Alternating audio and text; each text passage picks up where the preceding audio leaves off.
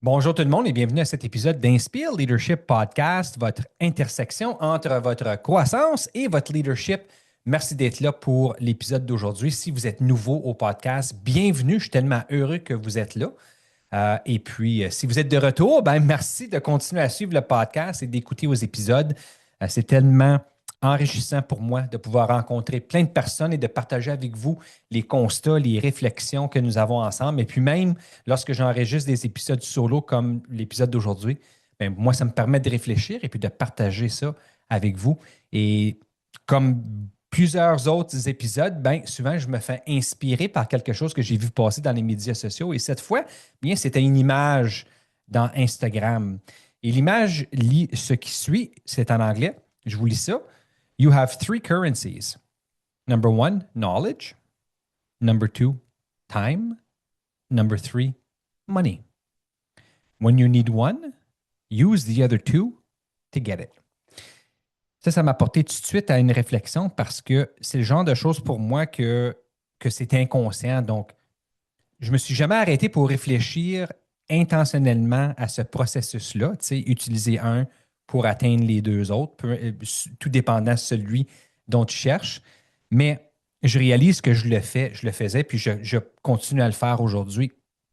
La raison que ça m'a fait réfléchir, c'est parce que ça m'a ramené aux choses qu'on dit souvent en leadership, ou du moins que moi, j'ai souvent dit en leadership par rapport à ces trois leviers-là, hein, le savoir, le temps et puis l'argent. Donc, ces trois leviers-là, qui sont d'ailleurs, peut-être moins pour l'argent, là, mais qui sont d'ailleurs, je pense, généralement à notre disposition dans différentes circonstances. OK? Donc, en d'autres mots, ce sont des leviers là, qu'on peut manipuler puis qu'on peut utiliser à notre avantage là, afin de pouvoir remplir un besoin. OK? Donc, s'il en manque un, on utilise les deux autres pour compenser et puis aller chercher le troisième. Donc, les choses que je me suis déjà dit en leadership, puis peut-être que vous allez vous reconnaître là-dedans. La première chose qui m'est venue en tête en termes de le temps, hein, le levier du temps, c'est je manque de temps. Qui n'a pas dit ça? Donc, moi, je l'ai dit souvent. Je manque de temps, autant dans l'aspect du travail que dans l'aspect de ma vie personnelle. Donc, je n'ai pas le temps. Il manque de temps. Le numéro 2, le levier de l'argent. Donc, je n'ai pas le budget. Alors, ça, c'est quelque chose que je me trouvais peut-être à dire de temps à autre, surtout lorsque je gérais un budget d'école ou un budget de service pédagogique. Donc, tout dépendant de la demande et puis la planification de ce budget-là, tu sais, des fois, il fallait dire qu'on n'a pas le budget. Et le numéro 3, ben, ça, c'est le levier de savoir, bien sûr, où est-ce que je me suis dit, ben, tu sais, je ne suis pas trop certain par où commencer. Fait que ce sont trois choses que, tu sais, je me suis retrouvé à dire assez souvent en y pensant. Et puis, avoir eu cette réflexion-là à ces moments-là, peut-être que ça m'aurait apporté de la clarté. Ça m'aurait fait réfléchir par rapport à ben, comment est-ce que je peux utiliser ces trois différents leviers à différents temps, surtout s'il en manque un ou si je recherche un levier en particulier, comment est-ce que je peux utiliser les deux autres afin de pouvoir compenser et aller chercher qu'est-ce qu'il me faut. Surtout, comme j'ai dit tantôt, surtout du fait que je pense que ces trois leviers sont généralement à notre disposition dans ces différentes circonstances-là. Encore une fois, ça dépend peut-être un peu plus, un peu moins dans certaines circonstances, l'argent, le temps et puis le savoir, bien sûr. Mais je pense généralement, comme ces trois éléments-là, ben pour moi, du moins quand je pense à mon expérience, ces trois éléments étaient dans le mix là, et puis j'avais jusqu'à un certain point là, un contrôle sur la façon que je pouvais les manipuler. Commençons avec le savoir. Donc, quand il nous manque du savoir, bien, je pense qu'on a deux options en particulier. Quand j'ai un manque de savoir, il y a deux choses que je peux faire. Le numéro un, c'est que je peux investir du temps pour apprendre. OK? Je vais chercher le levier du temps. Je peux investir du temps pour apprendre, pour expérimenter, pour découvrir, pour observer, pour faire plein de choses. OK? Donc là, je vais chercher le levier du temps pour compenser ce qui me manque en savoir. J'investis mon temps pour aller faire ces activités-là, pour apprendre, pour grandir, pour aller chercher les informations dont j'ai besoin et puis qu'il me manque dans la partie du savoir, là où est-ce que ça me manque. Ça, c'est le numéro un ou le numéro deux. Bien, je peux investir du budget aussi, n'est-ce pas? Je peux investir de l'argent pour me faire accompagner, hein, embaucher un coach, par exemple, pour me permettre de découvrir du savoir qu'il me manque. Je peux investir de l'argent pour aller chercher de la formation, hein, des ateliers, des certifications, des cours universitaires, peu importe qu'est-ce que c'est. Hein, mais il y a des frais associés à ça habituellement. Donc, je peux planifier un budget afin d'aller chercher ça, me former, accélérer un programme, etc. Alors, deux façons dont je peux utiliser les deux autres leviers lorsque c'est le savoir qu'il manque. Hein. Je peux investir mon temps ou je peux investir de l'argent pour aller chercher ce savoir-là. OK? Le deuxième, quand il nous manque du temps. Quand il nous manque du temps, je pense que souvent, les gens ont tendance à penser qu'il faut juste travailler plus fort. Il y a juste 24 heures dans une journée, là, puis on ne veut certainement pas passer chaque jour, toutes ces 24 heures-là, à être en train de travailler parce que ça ne serait pas sain. C'est certain. Même les gens là, comme mon fils, par exemple, qui travaille dans le domaine minier et puis qui va travailler 7 ou 14 jours de fil, mais il y a toujours une semaine de congé ou une semaine de relâche là, à la fin. C'est pas continuel, là. C'est pas quelque chose qui arrête jamais. Il y a comme un temps d'arrêt, là. Donc, quand il nous manque du temps, bien, la solution, c'est pas toujours de travailler plus fort, là. Mais je pense qu'on a tendance à penser que c'est ça la solution. Il faut que je travaille plus fort parce qu'on se critique et puis on se dit peut-être que je manque de temps parce que je n'ai pas été assez organisé ou je n'ai pas été aussi efficace que possible. Peut-être, mais c'est là qu'on va chercher les deux autres leviers, n'est-ce pas? Alors, si pour combler le manque de temps, euh, on peut utiliser notre savoir pour mieux prioriser, hein, bien organiser nos priorités, puis décider mais, dans quel ordre que je dois les placer. Aussi, pour mieux planifier, hein, si j'ai besoin de gérer mon temps davantage, d'une meilleure façon, ben, il y a peut-être des outils que je peux aller chercher, un calendrier que je peux utiliser, des rappels que je peux ajouter à l'intérieur de mon calendrier pour me rappeler de certaines choses, de dates limites, etc. Donc, pour mieux planifier mon temps, ben, je peux utiliser mon savoir pour faire ça, n'est-ce pas? Une autre façon qu'on peut gagner du temps, je dis gagner du temps, mais peut-être avoir du temps pour l'utiliser pour autre chose, et puis j'ai appris ça comme direction d'école pendant plusieurs années, mais c'est d'apprendre à déléguer autrement. C'est toute cette idée-là que je ne suis pas obligé de tout faire et puis que j'ai des gens qui sont autour de moi, qui sont là aussi, qui sont aussi des leaders et puis qui sont capables d'entreprendre certaines choses afin de leur permettre de vivre des belles expériences aussi et puis de grandir eux-mêmes. Alors, utiliser mon savoir pour mieux déléguer, je peux gagner du temps. Puis avec ce temps-là, bien là, je peux faire des choses que moi, je désigne être plus constructif. Comme direction d'école, par exemple, bien, gagner du temps, ça me permettait peut-être d'agir beaucoup plus en tant que leader pédagogique de mon école. Aller à la rencontre de mon équipe et les accompagner davantage, les coacher davantage, passer plus de temps avec eux afin de m'assurer qu'ils ont tout ce qu'il leur faut et qu'ils sont en train de grandir. Alors, une belle façon d'utiliser le levier du savoir lorsqu'il nous manque du temps. Et l'autre levier, bien, c'est l'argent. Bien, on peut utiliser l'argent pour libérer du temps aussi. Donc, si on a le budget, bien sûr, on peut s'acheter du temps, on peut libérer du temps. Par exemple, c'est arrivé souvent où est-ce qu'on avait des projets éducatifs, par exemple, dans des écoles, on avait des profs qui étaient impliqués, puis on les libère afin de travailler ces projets pédagogiques-là. Donc, ça, c'est un exemple de lorsqu'on manque du temps parce qu'on ne peut pas jammer ça dans une journée scolaire, mais on doit libérer cette personne-là pour pouvoir travailler sur le projet pédagogique en particulier. Puis, ben, ça prend un budget pour faire ça, n'est-ce pas? Pour trouver des suppléants et des suppléantes. Donc, libérer du temps. On peut automatiser aussi. Alors, on peut utiliser du budget pour se procurer de systèmes informatiques, par exemple, qui nous aident à automatiser certains processus. Donc, maintenant, aujourd'hui, avec l'intelligence artificielle, ben, il y a plein de choses qu'on peut faire puis qu'on peut automatiser de courriels jusqu'à des réponses automatiques sur les répondeurs. C'est incroyable comment vite ça va au niveau de l'intelligence artificielle, comme vous le savez. Mais il y a plein de façons qu'on peut automatiser des choses en utilisant, par exemple, l'intelligence artificielle. Si on a un budget là, en particulier là, qui est mis de côté pour ça. Donc, libérer du temps, automatiser. On peut aussi externaliser certains processus. Alors, aller vers des agences externes pour nous aider parce que ça devient peut-être trop pour l'organisation. Alors, on va chercher des services externes pour venir nous appuyer par rapport à ça. Et encore une fois, ça prend du budget. Toutefois, ça nous permet de libérer du temps pour qu'on puisse utiliser ce temps-là pour faire autre chose à l'intérieur de l'organisation. Mais ça prend du budget, c'est certain. Alors, budget et puis le savoir afin de compenser le manque de temps.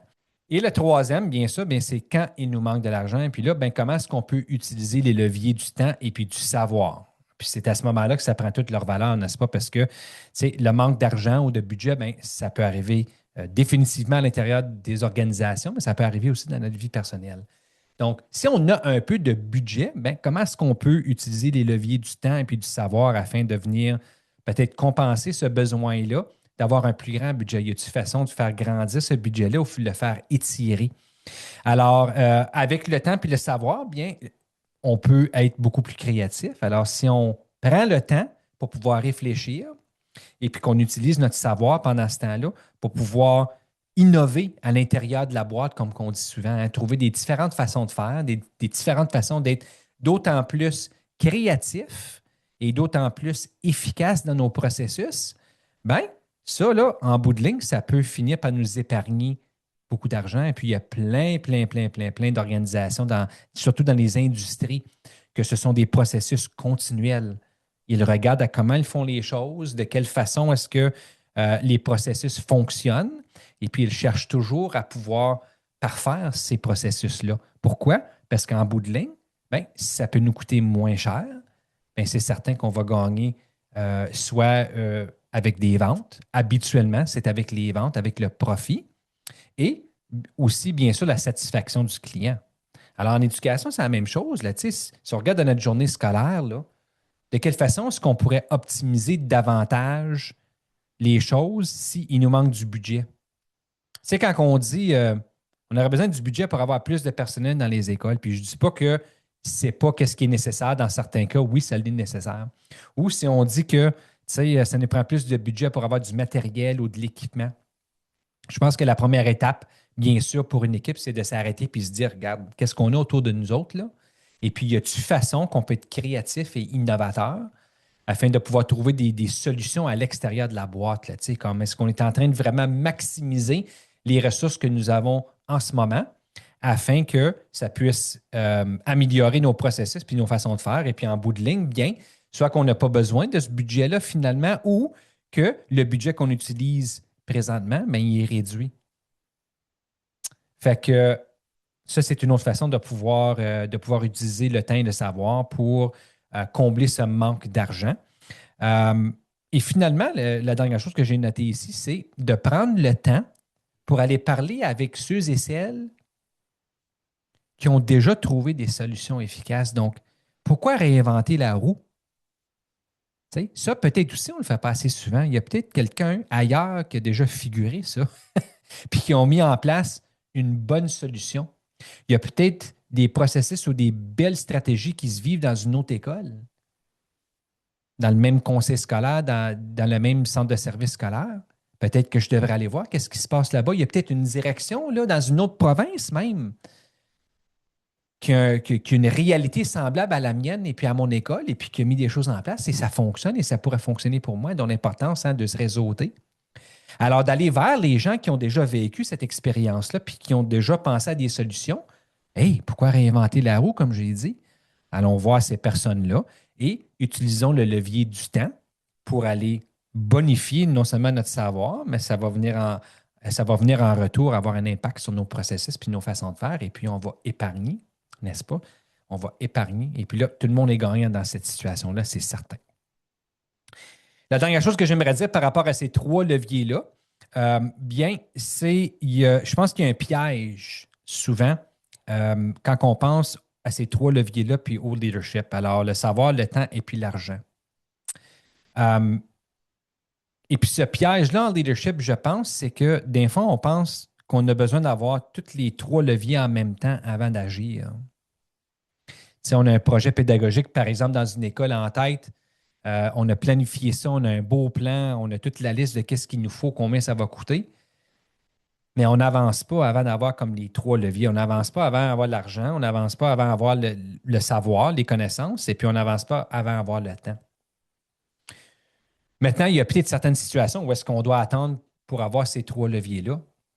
Quand moi, je pense à mon expérience, il y a définitivement des initiatives ou des projets que on n'était pas obligé d'attendre d'avoir les trois leviers en même temps. On aurait pu avoir commencé avec un des trois leviers, commencer à bâtir, commencer à passer à l'action tout de suite. Donc, ça, je tenais à en parler, hein, de ce piège-là. Et puis, juste de réfléchir lorsque vous êtes devant ce projet-là ou cette initiative que vous voulez mettre en place et puis que vous vous dites, mais on ne peut pas commencer avant.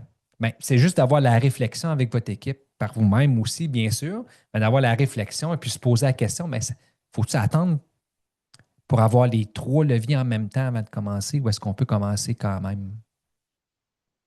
Alors, en autre mot, la question qu'on peut se poser, c'est quel levier est-ce que j'ai en ce moment et comment ces leviers-là que j'ai, là, comment est-ce que je pourrais les utiliser d'une façon très intentionnelle afin de démarrer puis faire partir la machine, là, tu sais, vers cet objectif-là que j'ai ciblé, vers ce projet-là que je veux mettre en place, cette initiative que je veux démarrer.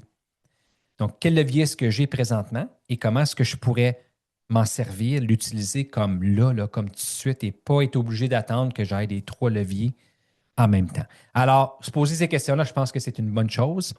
J'aimerais vous laisser avec deux petites questions de réflexion, hein. Comme d'habitude, dans mes podcasts, souvent, je vous pose deux petites questions ou quelques petites questions pour apporter une réflexion au sujet de qu'est-ce qu'on parle aujourd'hui, donc les trois leviers du leader, savoir, le temps et l'argent. Voici les deux questions. La première, quel levier vous manque le plus actuellement?